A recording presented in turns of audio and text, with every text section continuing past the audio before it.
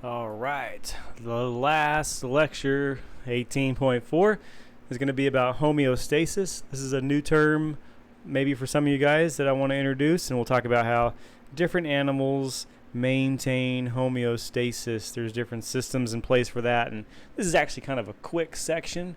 We won't spend a whole lot of time on this section because it's a short section, and I'm not going to hold you accountable for too much more than what the book is already holding you accountable for. So we're going to make this one kind of quick, but very important is homeostasis for organisms to survive.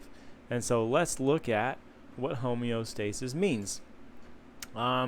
Your book says that all body systems work together to maintain homeostasis. All body systems. Remember, that could be your circulatory system, your nervous system, your endocrine system, your skeletal system, all your systems work together to maintain homeostasis. But what is homeostasis?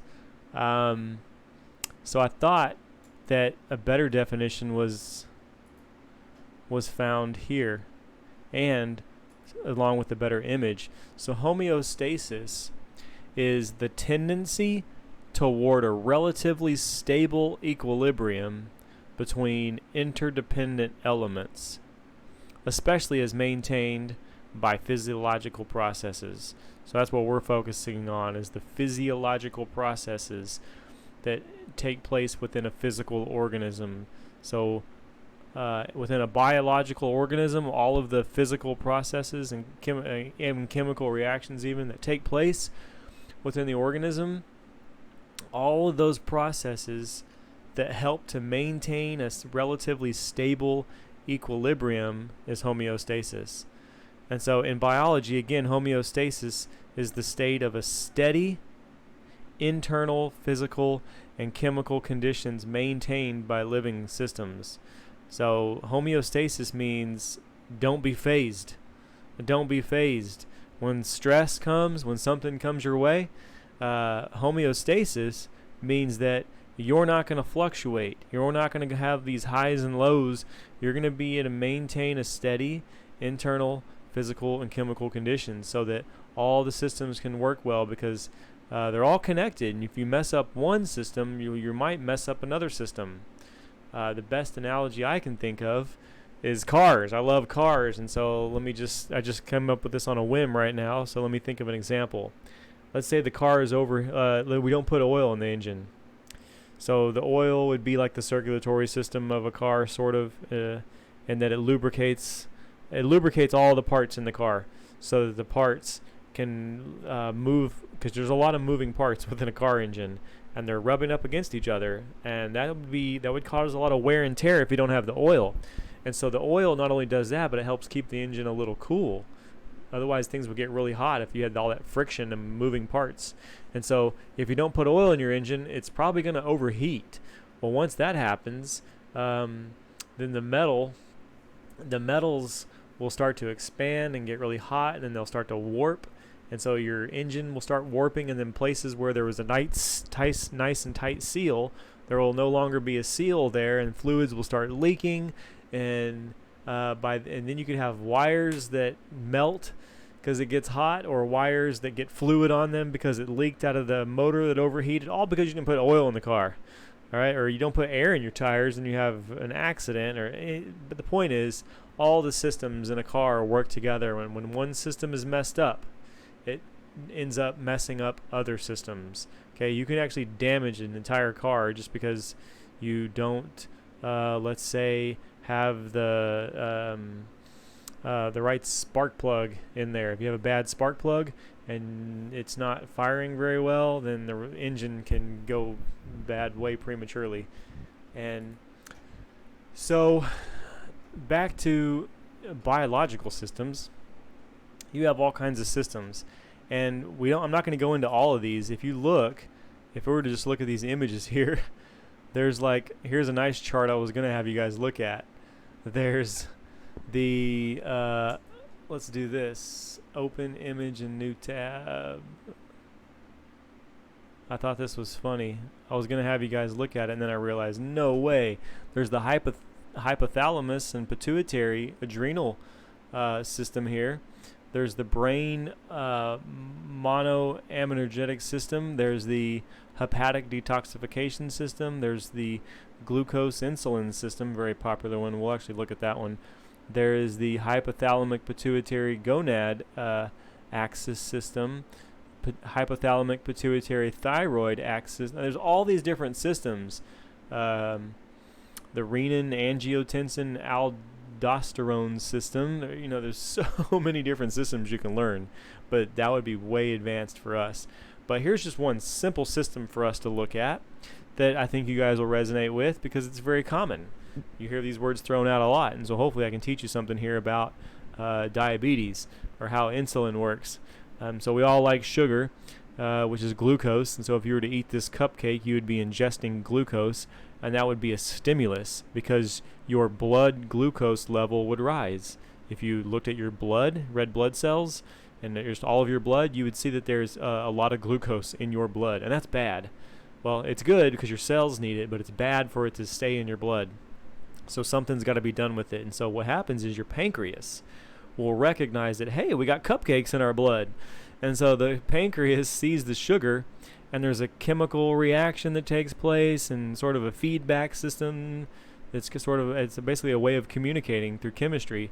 The pancreas can tell, oh, there's sugar there, so I'm going to release insulin.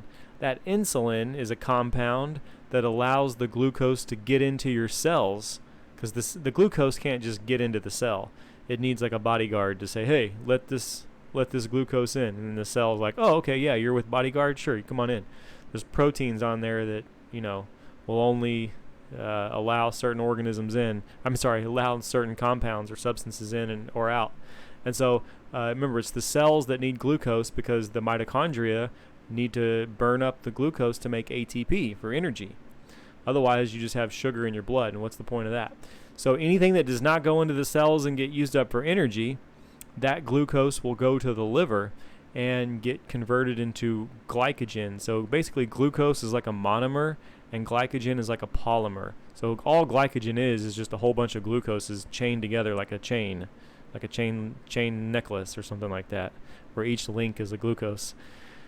And so then your blood glucose level is going to decline because you've used up the glucose. It's no longer in your blood. It's either in the cells and got burnt and used for energy, or it got stored in your liver. And so at that point, you'll be at homeostasis. In fact, the level you should be is 90 milligrams per 100 milliliters. What that means, that's a set point. What that means is that you should have about 90 milligrams of glucose in your blood for every 100 milliliters of blood that you're examining. So if you took out 100 milliliters of your blood, you should technically only have about 90 milligrams of glucose. Okay? So we're getting rid of glucose. We're getting down to 90 milligrams. What if we kept going? What if we went to 80, 70, 60, and we just started having like really, really low glucose in our blood? Well, then this would happen. Check it out. Here's situation number 2. Let's say your blood glucose level falls dramatically, like over time you stop eating. Then your alpha cells in your pancreas will release a chemical called glucagon that literally is kind of like the opposite of insulin. What it does is it's a chemical that will trigger your liver to break down that glycogen we made earlier back into the glucose monomers and put them into the blood. And so then your glucose levels will rise, hopefully back to the 90 milligrams. Once you're at the set point, then hopefully your pancreas will stop. You'll stop this stimulus. Your pancreas will stop making glucagon, because otherwise then you would end up with high levels again. You'd be back up in this situation where you'd have high levels and start needing insulin. So your body's always putting insulin in and putting glucagon in back and forth so that you can maintain this set point of 90 milligrams per 100 milliliters of glucose levels in your blood. So do you see how they kind of work together? It's kind of like a feedback system. And that's the way a lot of homeostasis works, is in general you basically just have like these feedback loops where you have some stimulus which creates a sensor, and then you're going to have some kind of response which will create the stimulus, and then otherwise Otherwise, you could have a stimulus. Let's say this is temperature. So you could have a cold. It could be cold. So you're going to have a response. You're going to have a response that's like shivering. Because when you shiver, your muscles will generate heat. If it's hot, then you'll start sweating, and that'll be the response to the high temperature so that you can cool off. And so that sweating or shivering is a back and forth response that Homer Simpson is going to do depending on whether it's hot or cold to maintain 98.6 degrees. And so that actually leads us into pretty much the only thing that the book is talking about here, which is temperature.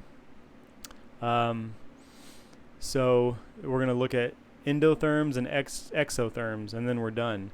But actually, before we do that, it's important to note that, in all of our systems, one of the most important things to do is to fight disease. Because guess what? A controlled environment where an animal's body is a comfortable place for even hostile invaders as well needs to be protected. Because again, a lot of invaders are going to want to come in because you're creating a situation where there's going to be steady supplies of oxygen, steady supplies of nutrients. It's going to be nice temperatures. And so guess what? You're going to love it, but so are other intruders. And they're going to try to come in and take advantage of you as a host. And what will happen is you'll have an immune system that will fight that. And the way it'll know it's there is that organism will mess up your homeostasis. If you eat food and it doesn't get turned into energy and some other organism's trying to get that food, your systems in place will recognize that. And that'll know there's an invader and hopefully attack that invader and be good. And so again, there's chemical reactions. Most of it's just chemistry. In fact, 90% of it's chemistry in your body. And you have what are called endocrine glands that are actually part of that system that will basically control or regulate body activities by releasing hormones, which again, hormones are just chemicals. That's all they are, is special chemicals that do this process. They regulate, they control things, they turn things on or turn things off, essentially.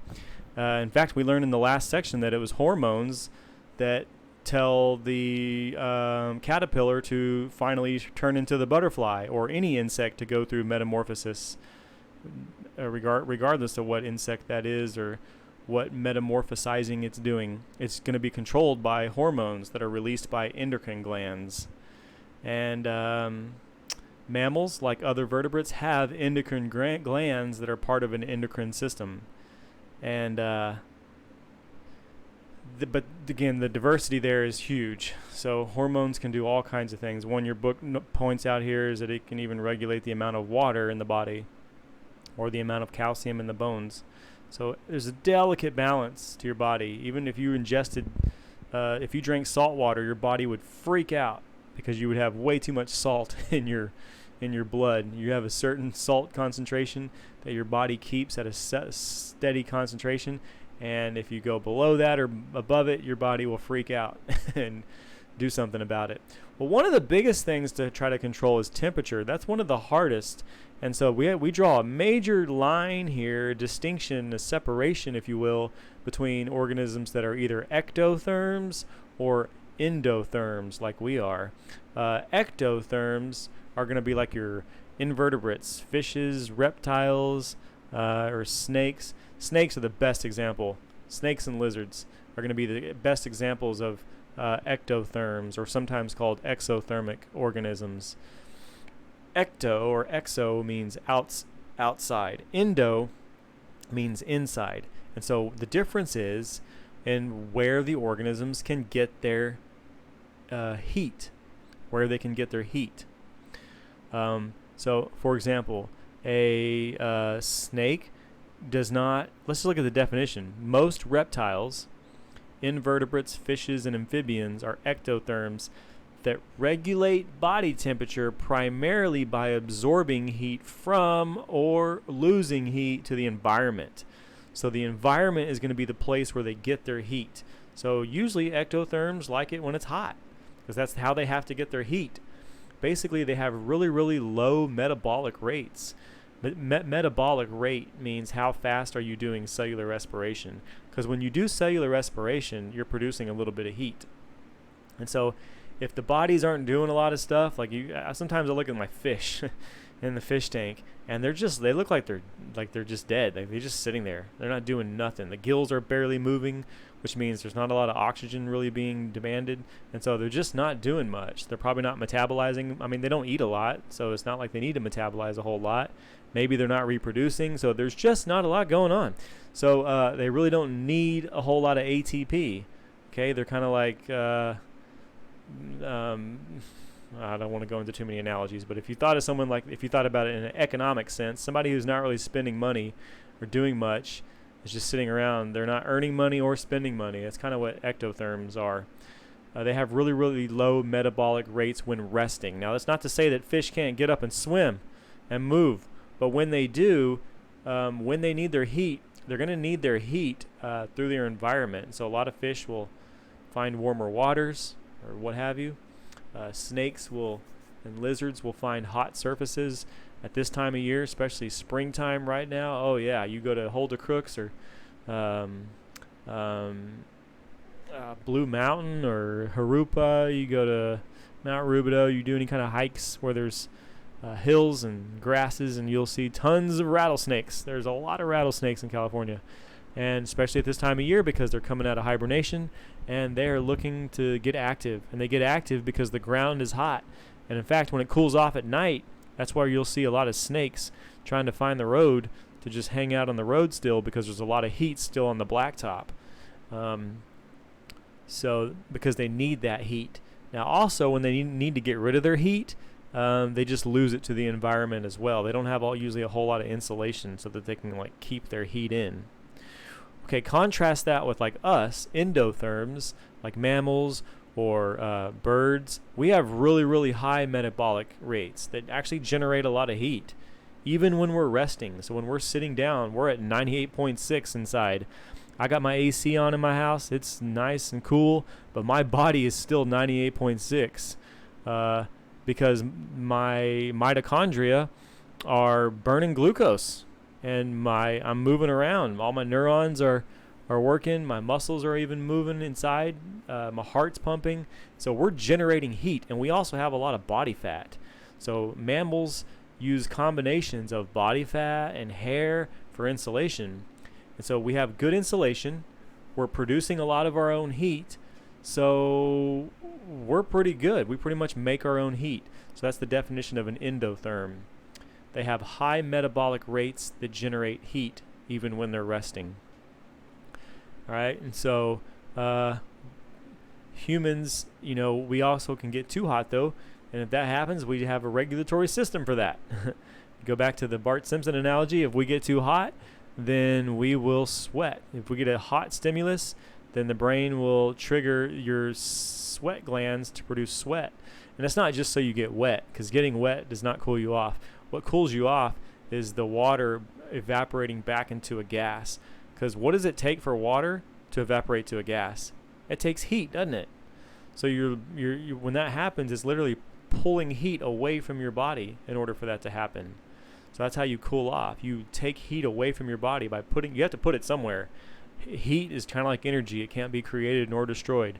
The law of conservation of energy, law of conservation of heat. So where do you put the heat? You put it into the water to boil the water. That's why when you're wet and there's a fan blowing or something like that and it's windy and the water is evaporating quickly, you really get kind of cold and chilly. So you don't want to just be wet. You need to actually boil that water off. But now this one's kind of unique. Some people wonder, what do you do when it's cold, or why do I shiver? You shiver because the muscles contracting a lot like that are generating extra heat. So shivering is a way for you to warm up a little. So shivering is a sign that, hey, you need to warm up. Get in, put some more clothes on, and get by the fire. Do whatever you got to do to warm up a little, because shivering is bad. It'll warm you up, but it's a sign that you're outside of your 98.6, and your body loves homeostasis. Because I wish I could find some good diagrams here. This one's nice. You can see that everything's related. If you were to, there's bone reabsorption, there's bone resorption, and bone formation. And there's like a back and forth tug of war between breaking bone down and reforming bone based on all these enzymes and proteins, and yeah, it's quite complex. But in this chapter, again, we're keeping it kind of simple. We're breaking down some definitions here of endotherm and ectotherm with regards to temperature. Back up here, we established that there are endocrine glands that basically are glands that produce chemical hormones. All right, we established the significance of homeostasis and what homeostasis is. I really don't know if there is a definition here. This key bold sentence here is the answer that just says all body systems work together to maintain homeostasis, but where is the sentence for? Here it is. Controlled internal conditions. I like the one on Google. We found better. Okay. Lastly, if we were to compare ectotherms and endotherms, there's some advantages and disadvantages for both. For endotherms like us, it's really expensive, right? If you want to generate heat, it's going to require a lot of energy. You need to eat a lot, right? That's why if you're mountain hiking or whatever, you need to eat. If you're actually going to get hypothermia even faster if you don't have nutrients. Well, I mean, your body's breaking down your own muscle and your own fat for energy, but still, if you eat good, you'll have better insulation, and you'll have the energy to power that process. So it's just like a heater. Heater requires energy to power and to work. And so if you want to be an endotherm, it's going to cost you. It requires some energy. Whereas ectotherms, they can kind of just get free heat from the environment. They can just hang out in the desert and get free heat, right? But they can't be very large, because if they're really large, that's going to be they're going to have a difficulty, gaining a whole bunch of heat from the environment, because they've got a lot of tissue to heat up. So usually ectotherms, again, because it's expensive, is pretty much what it boils down to. Ectotherms are going to be kind of smaller organisms. All right. But it's an advantage that they don't have to it doesn't require a lot of energy on their part. They don't have to make their own energy. They can just get free energy from the environment. But they're not going to get very large. Whereas endotherms, they can actually become really, really massive, like cows and human beings we're not even that big. You want to look at elephants and giraffes and things like that, and way bigger than humans. Those have to be endotherms. We're not going to really look at the evolution of temperature control. The book is basically saying that obviously we started out as ectotherms, like dinosaurs, even like birds, reptiles. That's sort of the trend in evolution of the thought that then birds and reptiles evolved into mammals and whatever. So ectotherm before endotherm, but I believe God created both at once. Actually, no. That's a good point. I challenge you to do your research. Look back at Genesis.